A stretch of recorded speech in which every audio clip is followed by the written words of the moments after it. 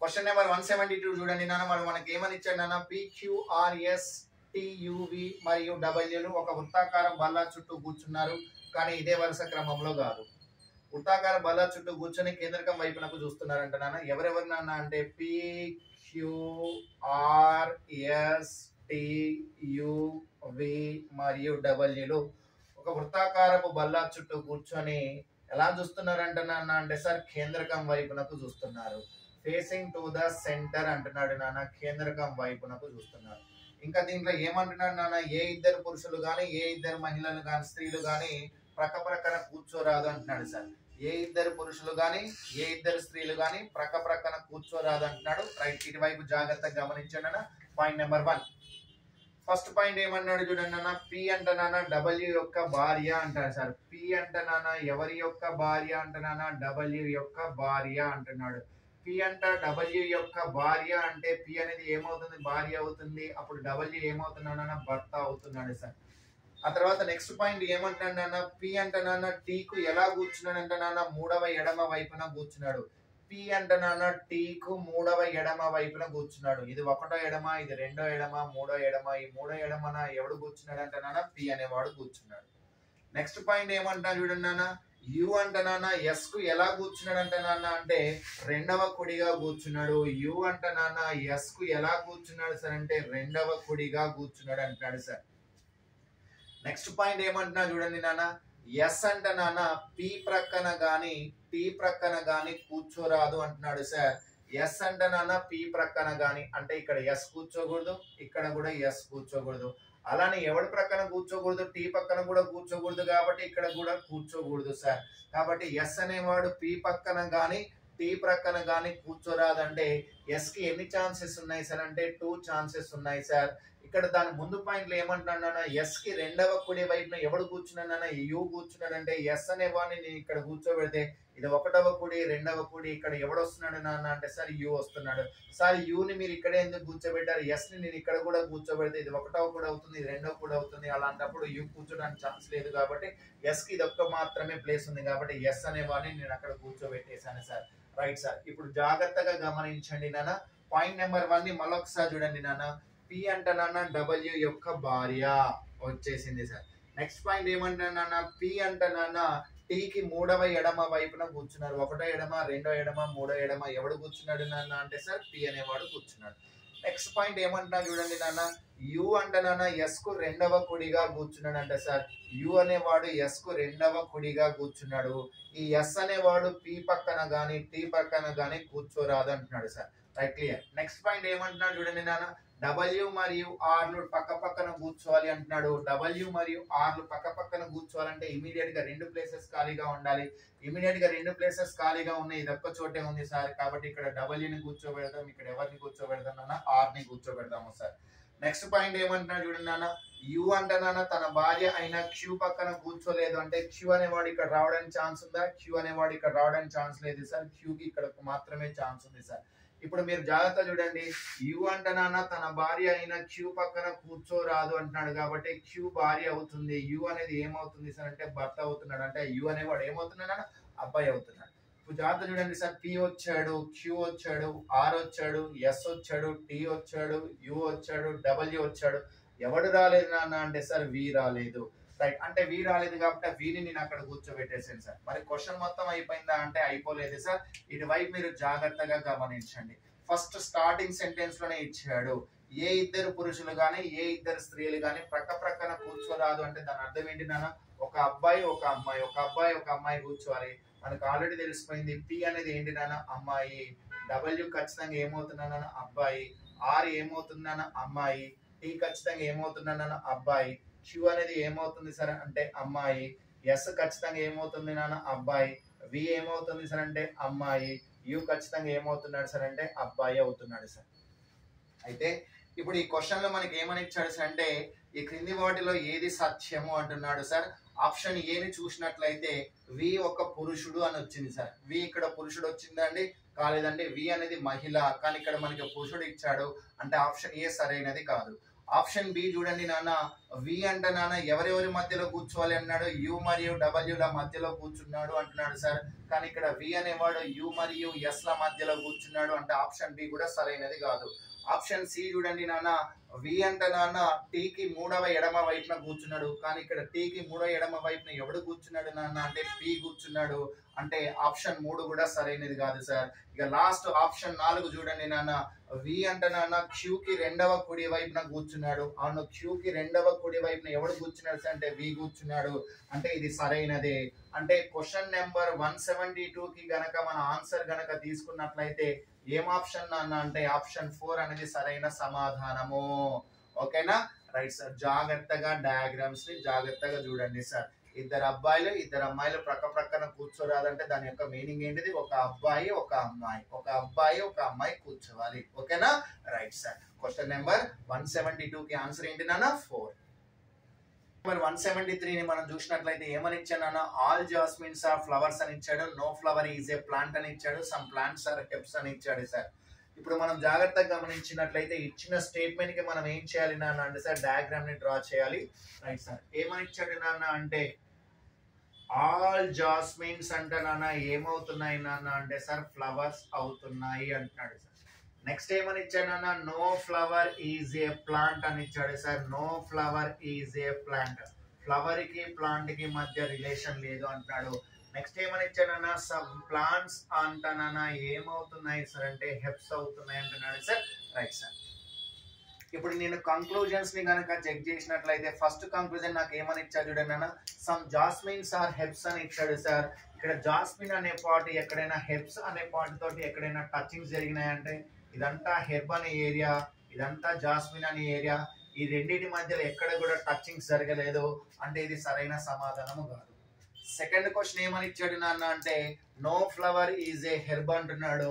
అవును, ఫ్లవర్ కి ఇక్కడ హెర్బ్ కి మధ్యలో రిలేషన్ లేదు. అవును, వాడు ఇచ్చింది అబ్సల్యూట్లీ రైటే. కానీ ఇక్కడ నో అనే కంక్లూజన్ ఏంటి నాన్న అంటే sir negative conclusion. Negative conclusion true అయింది కాబట్టి ఎవరిని డ్రా చేయాలి నాన్న?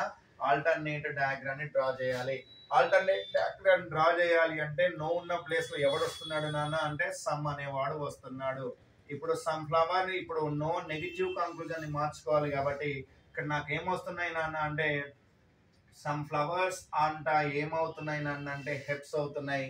ఇక్కడ రిలేషన్ ఎవడెవడికి నాన్న అంటే ఫ్లవర్ కి హెర్బ్ కి మధ్య రిలేషన్ పెట్టాలి.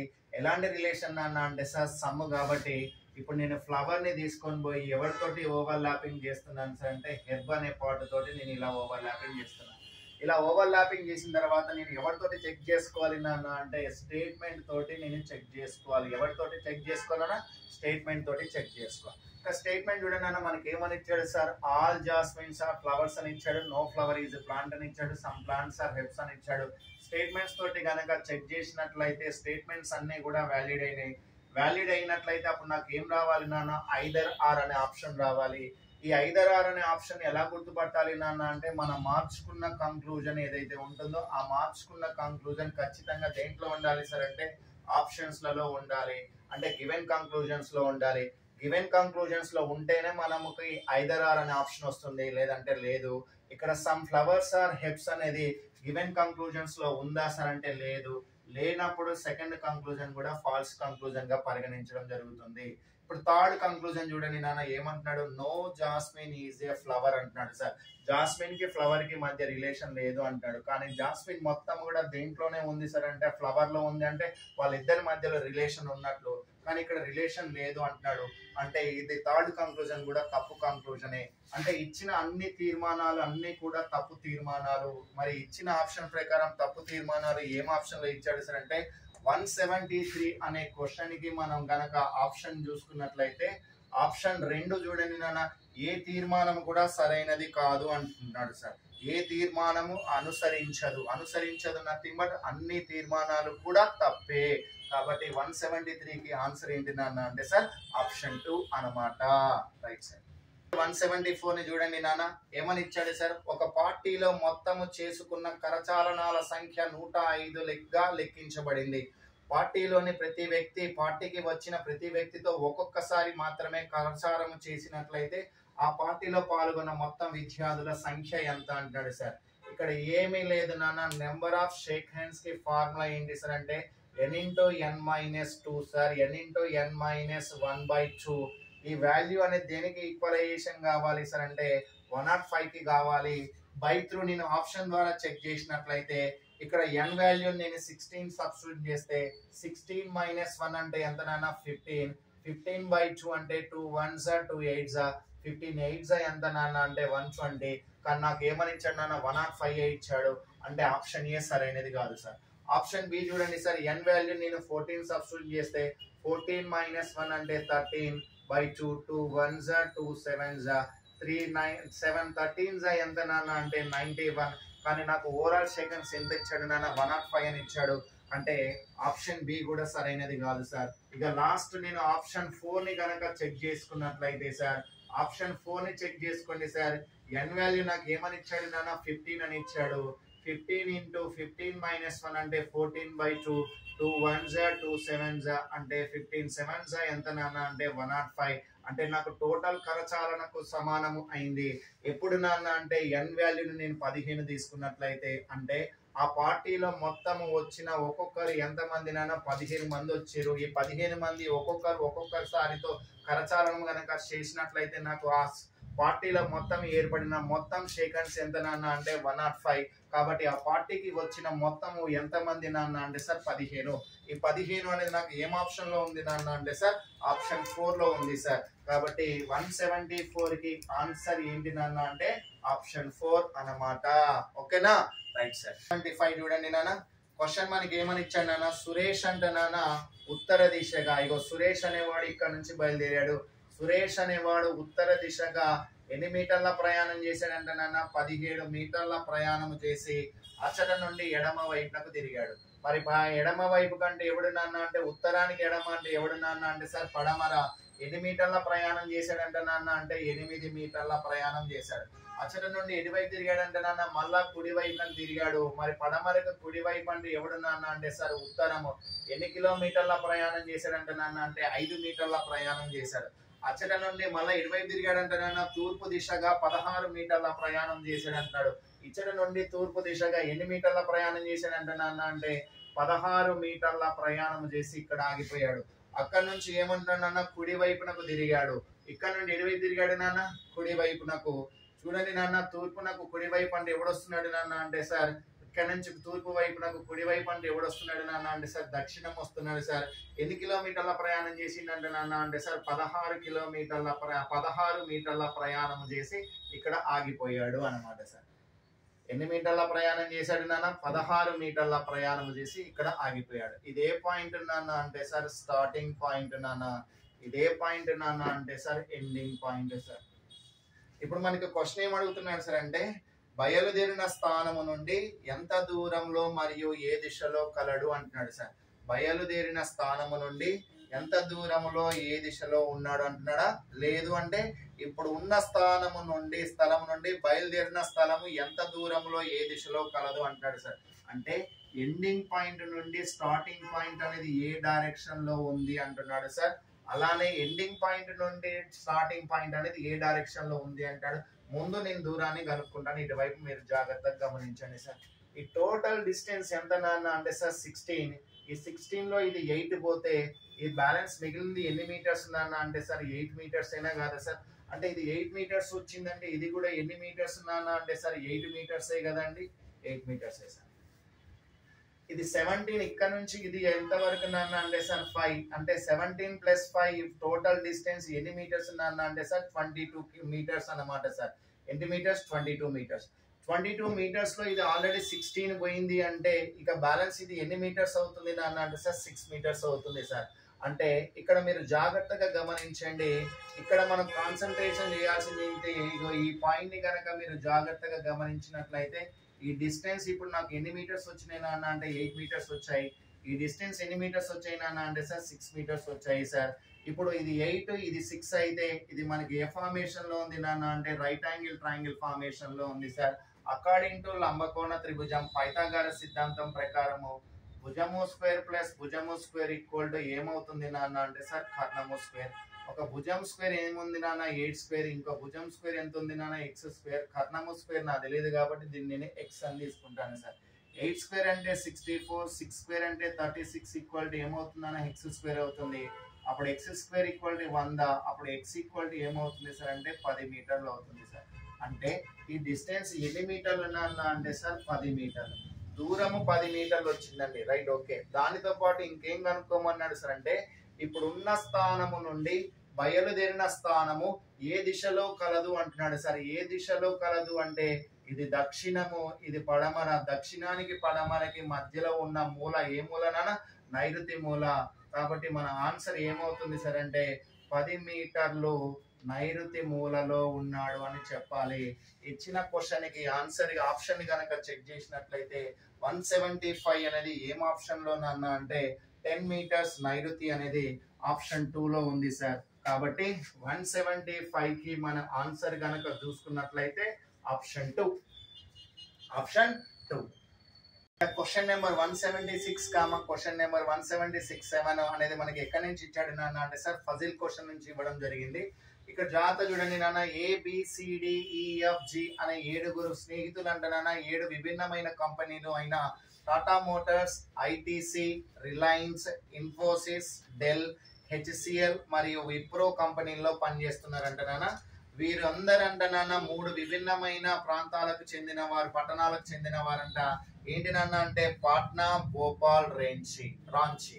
నెక్స్ట్ ఇంకేమని ఇచ్చాడు సార్ అంటే కనీసం 2 స్నేహితులు ఒకే పట్టణానికి చెంది ఉంటారు అంటున్నాడు సార్. అంటే కనీసం 2 స్నేహితులు ఒకే పట్టణానికి చెంది ఉంటున్నారంటే దాని అర్థం ఏంటి నాన్న అంటే ఇప్పుడు ఏదైనా ఒక పట్టణం తీసుకుంటే ఆ పట్టణంలో కనీసం 2 అంటే 2 లేదా అంతకంటే ఎక్కువగా ఉండాలి. ప్రతి పట్టణంలో 2 లేదా అంతకంటే ఎక్కువగా ఉండాలి. అంటే మొత్తం ఎంతమంది ఉన్నారు నాన్న 7 మంది ఉండాలి. అంటే ప్రతి పట్టణంలో ఇద్దరు ఉండాలి. అంటే 2 లేదా 2 కంటే ఎక్కువ ఉండాలంటే ఇక్కడ 2 ఉన్నారు, ఇక్కడ 2 ఉన్నారు, ఇక్కడ 3 అని తీసుకోవచ్చు. లేదంటే ఇక్కడ 2 ఉన్నారు, ఇక్కడ 3 ఉన్నారు, ఇక్కడ 2 ఉన్నారు అని తీసుకోవచ్చు. లేదంటే ఇక్కడ 3 ఉన్నారు, ఇక్కడ 2 ఉన్నారు, ఇక్కడ 2 ఉన్నారు, ఎలా అయినా తీసుకోవచ్చు సార్. కానీ ప్రతి పట్టణంలో మనకు ఖచ్చితంగా ఎంతమంది ఉండాలి నాన్న అంటే సార్ 2 ఉండాలి అంటున్నాడు సార్. ఇప్పుడు మీరు జాగ్రత్తగా గమనించండి, ఇది ఏ ఊరు నాన్న అంటే పాట్నా అని తీసుకుంటున్నాను సార్. ఏ ఊరు నాన్న అంటే సార్ పాట్నా. ఇది ఏ ఊరు నాన్న అంటే సార్ భోపాల్ అని తీసుకుంటున్నాను సార్. ఇది ఏ ఊరు నాన్న అంటే సార్ రాంచీ అని తీసుకుంటున్నాను సార్. ఏ ఊరు నాన్న రాంచీ. ఇటువైపు మీరు జాగ్రత్తగా గమనించండి నాన్న. క్వశ్చన్ లో మనకి ఏమని ఇచ్చాడు నాన్న అంటే పాయింట్ నెంబర్ 1 సి అంట నాన్న ఇన్ఫోసిస్ లో పనిచేయడం లేదు. ఈ అంట నాన్న రిలయన్స్ ఇండస్ట్రీస్ లో పనిచేస్తూ పాట్నా పట్టణంలో ఉంటున్నాడు అంటున్నాడు సార్. సి ఇన్ఫోసిస్ లో పని చేయడం లేదు అంటున్నాడు సార్. గుర్తుపెట్టుకోండి నాన్న, ఇటువైపు మీరు జాగ్రత్తగా గమనించండి సార్. అంటే వీడు ఏ, వీడు బి, వీడు సి, వీడు డి, వీడు ఈ, వీడు ఎఫ్, వీడు జి. ఇది కంపెనీ పేరు, వాడు ఉండే పట్టణం. కంపెనీ పేరు పట్టణం, కంపెనీ పేరు పట్టణం, కంపెనీ పేరు పట్టణం, కంపెనీ పేరు పట్టణం, కంపెనీ పేరు పట్టణం, కంపెనీ పేరు పట్టణం. Right sir. ఇటువైపు మీరు జాగ్రత్తగా గమనించినట్లయితే పాయింట్ నెంబర్ 1 ఏమంటాడు, సి అంటనానా ఇన్ఫోసిస్ లో పని చేయడం లేదు అంటాడు. సి అంటనానా ఎక్కడ పని చేయడం లేదు నాన్న అంటే సార్ ఇన్ఫోసిస్ లో పని చేయడం లేదు అంటాడు. ఇంకా ఏమంటాడు సార్ అంటే ఈ అంటనానా రిలయన్స్ ఇండస్ట్రీస్ లో పనిచేస్తూ పాట్నా పట్టణంలో ఉంటున్నాడు. ఈ అంటనానా దేంట్లో పని చేస్తున్నాడు నాన్న అంటే సార్ రిలయన్స్ కంపెనీలో పని చేస్తున్నాడు. పని చేస్తూ ఎక్కడ ఉంటున్నాడు అంట నాన్న అంటే సార్ పాట్నా అనే పట్టణంలో ఉంటున్నాడు అంటాడు. నెక్స్ట్ పాయింట్ ఏమంటున్నాడు చూడండి నాన్న, ఏ అంట నాన్న రాంచీ పట్టణానికి చెందినవాడు, ఇతను సితో మాత్రమే కలిసి ఉంటున్నాడు అంటున్నాడు సార్. ఏ బిలాంగ్స్ టు ఏంటి నాన్న అంటే సార్ రాంచీ. ఏ అనేవాడు రాంచీ పట్టణానికి చెందినవాడు, ఇతను సితో మాత్రమే కలిసి ఉంటున్నాడు. అంటే దాని అర్థం ఏంటి నాన్న అంటే రాంచీ పట్టణములో ఎంతమంది ఉంటున్నారు సార్ అంటే 2 మాత్రమే ఉంటున్నారు.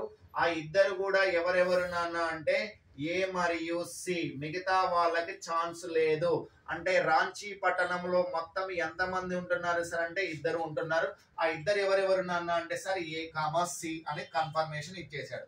నెక్స్ట్ పాయింట్ లో ఏమంటున్నాడు చూడండి నాన్న, బి అంట నాన్న టాటా మోటార్స్ కంపెనీలో పని చేస్తున్నాడు అంటున్నాడు. బి అంటే నాన్న దేంట్లో పని చేస్తున్నాడు నాన్న అంటే టాటా మోటార్స్ అనే కంపెనీలో పని చేస్తున్నాడు. కానీ ఎక్కడ ఉండడంట నాన్న పాట్నాలో ఉండడు. పాట్నాలో ఉండడంటే ఆల్రెడీ రాంచీ కంప్లీట్ అయిపోయింది. ఇక నాకు బ్యాలెన్స్ మిగిలింది దేంట్లో నాన్న అంటే సార్ భోపాల్లో మాత్రమే. కాబట్టి బి అనేవాడు ఇండైరెక్ట్ గా ఎక్కడ ఉంటాడని చెప్పాడు నాన్న, భోపాల్లో ఉంటున్నాడు అని చెప్పాడు సార్. నెక్స్ట్ పాయింట్ ఏమంటున్నా చూడండి నాన్న, ఎఫ్ అంటే నాన్న డెల్ కంపెనీలో పని చేస్తున్నాడు అంటున్నాడు sir. F belongs to A company నాన్న అంటే డెల్ కంపెనీలో పని చేస్తున్నాడు. కానీ ఇతను బి ఉన్న పట్టణంలో నివసించడు అంటున్నాడు సార్. బి అనేవాడు ఏ పట్టణంలో ఉంటున్నాడు అంటే భోపాల్. మరి బి ఉన్న పట్టణంలో ఎఫ్ అనేవాడు ఉండడు అంటే భోపాల్లో ఉండడు. అంటే మరి బ్యాలెన్స్ మిగిలింది ఏంటి నాన్న అంటే సార్ పాట్నా మాత్రమే. కాబట్టి ఎఫ్ అనేవాడు ఎక్కడ ఉంటున్నాడు నాన్న అంటే సార్ పాట్నాలో ఉంటాడు అని మనకు కన్ఫర్మేషన్ ఇచ్చేసాడు. ఆ తర్వాత నెక్స్ట్ పాయింట్ ఏమంటున్నా చూడండి నాన్న, జి అంటే నాన్న భోపాల్ పట్టణానికి చెందని వాడు అంటున్నాడు సార్. చెందని వాడు అంటే జి అంటే నాన్న భోపాల్కి చెందని వాడు అంటే మరి భోపాల్ చెందకపోతే ఖచ్చితంగా ఎక్కడ ఉంటున్నాడు నాన్న అంటే వాడు పాట్నాలో ఉంటున్నాడు. జి అనేవాడు ఎక్కడ ఉంటున్నాడు సార్ అంటే పాట్నాలో. అంటే ఇక్కడ పాట్నాలో ఖచ్చితంగా ఇక్కడ ఎంత మంది వచ్చారు సార్ అంటే ముగ్గురు వచ్చారు. అంటే భోపాల్లో ఖచ్చితంగా ఎంత మంది ఉండాలి సార్ అంటే ఇద్దరు ఉండాలి. ఆ ఇద్దరు ఎవరు నాన్న అంటే గుర్తు పెట్టుకోండి సార్, భోపాల్లో ఉన్న వాళ్ళు ఎవరు సార్ అంటే ఇక్కడ బి మరియు డీలు భోపాల్లో ఉంటున్నాడు. బి కామా డీలు భోపాల్లో ఉంటున్నాడు. ఇక్కడ ఏ వచ్చాడు, బి వచ్చాడు, సి వచ్చాడు, డి వచ్చాడు. అంటే ఈ పాట్నాలో ఎవరు ఉంటున్నారు నాన్న, ఈ కామా ఎఫ్ కామా జి అనే ముగ్గురు ఎక్కడ ఉంటారంట నాన్న పాట్నాలో ఉంటున్నారు. నెక్స్ట్ పాయింట్ ఏమంటున్నారు చూడండి నాన్న అంటే రాంచీ పట్టణములో ఎవరైతే ఉంటారో వారు దేంట్లో పని చేయరంట నాన్న అంటే విప్రోలో పని చేయరు అంటున్నారు. అలానే ఐటీసీలో కూడా పని చేయరు అంటున్నారు సార్. నెక్స్ట్ పాయింట్ ఏమంటున్నారు చూడండి నాన్న, ఎవరైతే పాట్నా అనే పట్టణంలో ఉంటారో వారు దేంట్లో పని చేయరంట నాన్న అంటే ఐటీసీలో పని చేయరు అంటున్నారు సార్. ఇటువైపు జాగ్రత్తగా గమనించండి. ఇప్పుడు ఉన్న మన కంపెనీస్ ని కనుక మనం జాగ్రత్తగా చూసినట్లయితే నాకు టాటా మోటార్స్ కంప్లీట్ అయిపోయింది సార్. ఎవరు ఉంటున్నారు టాటా మోటార్స్ లో, బి ఉంటున్నాడు. ఈ అనేవాడు దేంట్లో ఉంటున్నాడు నాన్న అంటే సార్ రిలయన్స్ లో ఉంటున్నాడు. కాబట్టి ఇగో ఈ అనేవాడు దేంట్లో ఉంటున్నాడు, రిలయన్స్ లో ఉంటున్నాడు. ఎఫ్ అనేవాడు దేంట్లో ఉంటున్నాడు సార్ అంటే డెల్ లో ఉంటున్నాడు. కాబట్టి ఎఫ్ అనేవాడు డెల్ లో ఉంటున్నాడు అనేది కంప్లీట్ అయిపోయింది. ఇప్పుడు సి చూడండి నాన్న ఎక్కడ ఉండడంట, సి అనేవాడు ఇన్ఫోసిస్ లో ఉండడు అంటున్నాడు. ఇంకా రాంచీ పట్టణంలో ఉండే వాళ్ళు ఎక్కడెక్కడ పని చేయడు అంటున్నా, విప్రోలో పని చేయడు, ఐటీసీలో పని చేయడు. అంటే విప్రోలో పని చేయడు అంటున్నాడు. అలానే ఐటీసీలో కూడా పని చేయకపోతే ఇప్పుడు సికి ఒకటే ఒక ఛాన్స్ ఉంది. ఆ సి అనేవాడు ఎక్కడ పని చేస్తున్నాడు నాన్న అంటే సార్ హెచ్సిఎల్ అనే కంపెనీలో పని చేస్తున్నాడు. అంటే ఇచ్చిన ఇన్ఫర్మేషన్ ప్రకారం సి అనేవాడు ఎక్కడ పని చేస్తున్నాడు నాన్న అంటే సార్ హెచ్సిఎల్ లో అయిపోయినట్లే. ఆ తర్వాత నెక్స్ట్ పాయింట్ ని ఒకసారి అబ్జర్వ్ చేయండి సార్. రాంచీ పట్టణంలో ఏ ఏ కంపెనీలో పని చేయడు అంటున్నా, విప్రోలో పని చేయడు అంటున్నాడు. అలానే ఐటీసీలో పని చేయడు అంటున్నాడు. అంటే విప్రోలో పని చేయరు, అలానే ఐటీసీలో పని చేయకపోతే ఇక్కడ రాంచీ పట్టణంలో ఎవడు మిగిలాడు, ఏ మిగిలాడు. ఏకి ఒకటే ఒక ఛాన్స్ ఉంది. ఆ ఏ అనేవాడు ఎక్కడ ఉంటున్నాడు సార్ అంటే ఇన్ఫోసిస్ లో పని చేస్తున్నాడు. కాబట్టి ఉన్న కంపెనీలో నుంచి నాకు ఇన్ఫోసిస్ కూడా బ్యాలెన్స్ అయిపోయింది సార్. ఇక లాస్ట్ పాయింట్ మనకి జాగ్రత్తగా చూడండి నాన్న, పాట్నాలో ఎవరైతే ఉంటాడో వాడు ఎక్కడ పని చేయడు అంటే నాన్న ఐటీసీలో పని చేయడు. అంటే ఇక్కడ ఐటీసీలో పని చేయకపోతే పాట్నాలో మిగిలింది ఏంటి నాన్న అంటే సార్ విప్రో. పాట్నా ప్రాంతంలో ఇక విప్రో వీడికి ఒక్కడికి మాత్రమే ఛాన్స్ ఉంది. కాబట్టి జి అనేవాడు ఎక్కడ పని చేస్తున్నారు అంటే విప్రో. కాబట్టి విప్రో కూడా అయిపోయింది సార్. ఇక నాకు లాస్ట్ మిగిలింది డి ఒక్కటే సార్. డికి ఏ కంపెనీ మిగిలింది నాన్న అంటే సార్ ఐటీసీ మిగిలింది. ఇది మనకి ఫజిల్. అయితే ఇప్పుడు క్వశ్చన్ నెంబర్ 176 లో చూడండి నాన్న, క్వశ్చన్ మనకి క్లియర్ గా ఇచ్చాడు. డి అనేవాడు ఏ కంపెనీలో పని చేస్తాడు అనే క్వశ్చన్ ఇవ్వడం జరిగింది. డి అనేవాడు ఏ కంపెనీలో పని చేస్తాడంటే మనకి ఇక్కడ ఏం ఆప్షన్ వచ్చింది నాన్న అంటే ఆప్షన్ 4 లో వచ్చింది sir. D belongs to ITC company. కాబట్టి 176 కి ఆప్షన్ గనక చూసినట్లయితే 4th ఆప్షన్ అనేది సరైన ఆప్షన్ గా ఇవ్వడం జరుగుతుంది సార్. అలానే 177 అనే క్వశ్చన్ ని గనక మనం చూసినట్లయితే ఇదే క్వశ్చన్ లో ఫజిల్ లో ఇంకో క్వశ్చన్ కూడా ఇవ్వడం జరిగింది. ఇన్ఫోసిస్ మరియు టాటా ఇదేంటిది రాంచీ పట్టణంలో నివసించే వారు ఏ ఏ కంపెనీలలో పని చేస్తున్నారు అంటున్నాడు. రాంచీ పట్టణంలో పనిచేసేవారు ఎక్కడెక్కడ ఏ ఏ కంపెనీలో పనిచేస్తున్నారన్నా హెచ్సిఎల్ మరియు ఇన్ఫోసిస్ లో పనిచేస్తున్నారు. హెచ్సిఎల్ మరియు ఇన్ఫోసిస్ అనేది ఆప్షన్ 3 లో ఉంది సార్. కాబట్టి 173కి ఏం ఆప్షన్ లో ఉంది నాన్న అంటే ఆప్షన్ 3 లో ఉన్నది. ఓకేనా? Right sir. 78 క్వశ్చన్ ని జాగ్రత్తగా చూడండి అన్న. క్వశ్చన్ మనకి ఏమని ఇచ్చాడు సార్? ఈ క్రింది పటములో ఉన్న త్రిభుజాల సంఖ్య ఎంత అంటున్నాడు సార్. ఈ క్రింది పటములో ఉన్న త్రిభుజాల సంఖ్య ఎంత అంటున్నాడు సార్. ఈ క్రింది పటములో ఉన్న త్రిభుజాల సంఖ్య ఎంత అంటున్నాడు. Right sir. ఇటువైపు మీరు జాగ్రత్తగా గమనించండి సార్. ఈ ఫిగర్ ని చూడంగానే మనం కంగారు పడకూడదు సార్. ఈ ఫిగర్ ని మనం ఎంత ఈజీగా చేసుకుంటే అంత మంచిది సార్. ఈ ఫిగర్ ని గనక మనం అబ్జర్వ్ చేసినట్లయితే ఈ ఫిగర్ ని నేను 2 టైప్స్ గా డివైడ్ చేస్తాను సార్. ఇటువైపు మీరు జాగ్రత్తగా గమనించండి. ఆల్రెడీ మనం ఇటువంటి మోడల్లో క్వశ్చన్స్ మన క్లాస్ నోట్స్ లో తరచుగా చెప్పడం జరుగుతుంది సార్. ఇది 1, ఇది 2, ఇది 3, ఇది 4, ఇది 5, ఇది 6, ఇది 7, ఇది 8. మొత్తం ఎన్ని పార్ట్స్ గా డివైడ్ అయిపోయినాయి సార్? 8 పార్ట్స్ గా డివైడ్ అయిపోయినాయి. అంటే 8 2s ఎంత అంటే సార్ 16. ఈ కేవలం ఈ బాక్స్ లోనే మనకి ఎన్ని ట్రయాంగిల్స్ వస్తున్నాయి అంటే సార్ 16 ట్రయాంగిల్స్ వస్తున్నాయి. ఆ తర్వాత పైన పార్ట్ ని నేను ఈ విధంగా చెక్ చేశాను సార్. ఈ పాయింట్ ని కనుక నేను ట్రయాంగిల్ ని కనుక చూసినట్లయితే, ఈ పార్ట్ ని కనుక చూసినట్లయితే ఇది 1, ఇది 2 అంటే 1 + 2 అంటే దీంట్లో ఎన్ని ట్రయాంగిల్స్ వచ్చాయి అంటే సార్ 3 ట్రయాంగిల్స్ వచ్చాయి సార్. అంటే ఇక్కడ మీరు క్వశ్చన్ ని కనుక మీరు అబ్జర్వ్ చేసినట్లయితే సార్, డయాగ్రామ్ ని కనుక మీరు అబ్జర్వ్ చేసినట్లయితే ఇగో ఈ ఏరియాలో నాకు ఇప్పటి వరకు నాకు ఎన్ని వచ్చినాయి నాన్న అంటే ఈ ఏరియాలో అప్ టు ఈ బాక్స్ వరకు 16 వచ్చాయి. ఈ రెండింటిని కలిపితే 3 వచ్చాయి సార్. 16 + 3 మొత్తం కలిపితే ఎంత నాన్న అంటే సార్ 19.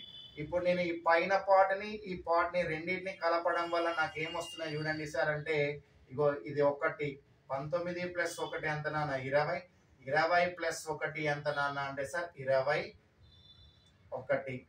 అంటే ఈ ఏరియాలో మొత్తము కూడా నాకు ఎన్ని త్రిభుజాలు వచ్చినాయి సార్ అంటే 21 త్రిభుజాలు వచ్చాయి సార్. ఇది అందరికి తెలిసిందే. ఇది చూడండి నాన్న, ఇది 22వ త్రిభుజం, ఇది 23వ త్రిభుజం. ఈ 23వ త్రిభుజం బయట త్రిభుజం ఇగో ఈ పాయింట్ వద్ద టచ్ అయినట్లయితే నాకు బయట నుంచి ఇంకో పెద్ద ట్రయాంగిల్ ని ఫామ్ చేసింది. కాబట్టి 23 + 1 అంటే ఎంత నాన్న 24.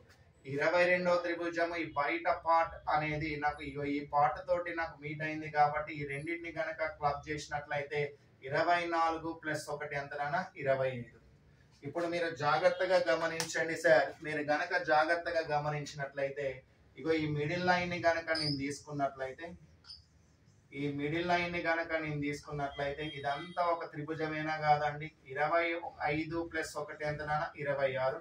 26 + 1 ఎంత నాన్న అంటే సార్ 27. 27 ఈ మొత్తం పెద్ద త్రిభుజం ఒకటి కలపండి నాన్న. 27 + 1 ఎంత నాన్న అంటే 28. కాబట్టి ఈ పటములో మొత్తము మనకి ఎన్ని త్రిభుజాలు ఉన్నాయి సార్ అంటే 28 త్రిభుజాలు ఉన్నాయి సార్. ఈ 28 త్రిభుజాలు అనేది 178 కి ఏం ఆప్షన్ లో ఉంది సార్ అంటే ఆప్షన్ 1 లో ఉంది సార్. 178 కి ఆన్సర్ ఏంటి నాన్న అంటే ఆప్షన్ 1. 179 అనే ఆప్షన్ క్వశ్చన్ ని గనక మనం చూసినట్లయితే ఎక్కడి నుంచి ఇచ్చాడు సార్ అంటే మిస్సింగ్ నెంబర్స్ లో ఇచ్చాడు. 22 అని ఇచ్చాడు, 32 అని ఇచ్చాడు, 7 అని ఇచ్చాడు సార్, 18 అని ఇచ్చాడు, 24 అని ఇచ్చాడు, 5 అని ఇవ్వడం జరిగింది, 32 అని ఇచ్చాడు, 40 అని ఇచ్చాడు, find the value of X అని ఇచ్చాడు సార్. అంటే ఎక్స్ యొక్క విలువ ఎంత అని వాడు మనకి క్వశ్చన్ అడగడం జరిగింది. మరి ఏం చేస్తే మనకు ఆన్సర్ వస్తుంది అనేది మీరు జాగ్రత్తగా గమనించినట్లయితే ఇక్కడ నేను ఏం చేశాను సార్ అంటే ఏమీ చెయ్యలేదు సార్. ఎక్కడి నుంచి నేను అప్రోచ్ అయ్యాను అనేది జాగ్రత్తగా గమనించినట్లయితే నిలువు వరుసల గుండా నేను అప్రోచ్ అయ్యాను. ఇది ఏ తీసుకుంటాను, ఇది బి తీసుకుంటాను, ఇది సి తీసుకుంటాను. ఇక్కడ ఏం లాజిక్ ఇచ్చాడు సార్ అంటే a + c / 3 చేస్తే నాకు ఎవడు వస్తున్నాడు సార్ అంటే బి వాల్యూ వస్తున్నాడు. ఇక్కడ ఏ అంటే ఎంత నాన్న 22, బి అంటే సి అంటే ఎంత నాన్న 32. అంటే ఫస్ట్ వాల్యూని మరియు లాస్ట్ వాల్యూస్ ని రెండింటిని కలిపి నేను /3 చేస్తున్నాను. 52 + 32 అంటే మొత్తం ఎంత నాన్న అంటే సార్ 54. ఈ 54/3 చేస్తే ఎంత వచ్చింది నాన్న అంటే సార్ 18 వచ్చేసింది. ఇన్ ద సేమ్ వే ఇక్కడ చూడండి సార్, ఈ వాల్యూని రెండింటిని ఫైండ్ అవుట్ చేయండి నాన్న. 40 + 32 /3 చేయండి. 40కి 32 కలిపితే ఎంత నాన్న 72. ఈ 72ని /3 చేస్తే ఎంత వచ్చినాయి నాన్న అంటే సార్ ఇగో 24 వచ్చేసిందండి. ఇన్ ద సేమ్ వే ఇప్పుడు ఈ రెండింటిని కలపండి నాన్న. ఇగో 7 + x /3 చేస్తే ఎంత రావాలి నాన్న అంటే సార్ 5 రావాలి. ఈ బై 3 అటు పోతే నాకు ఏమవుతుంది సార్ అంటే ఇంటూ 3 అవుతుంది. 5 3 ఎంత నాన్న 15. అప్పుడు x ఈక్వల్ టు 15 మైనస్ 7 అయితే అప్పుడు x ఈక్వల్ విలువ ఎంత నాన్న అంటే సార్ 8. ఈ 8 అనేది నాకు ఏం ఆప్షన్ లో ఉంది సార్ అంటే 179 కి ఆప్షన్ ఏంటి నాన్న అంటే సార్ ఆప్షన్ 3 అనేది మన యొక్క ఆన్సర్ సార్. ఆన్సర్ ఎంత నాన్న అంటే సార్ 8. ఓకేనా రైట్.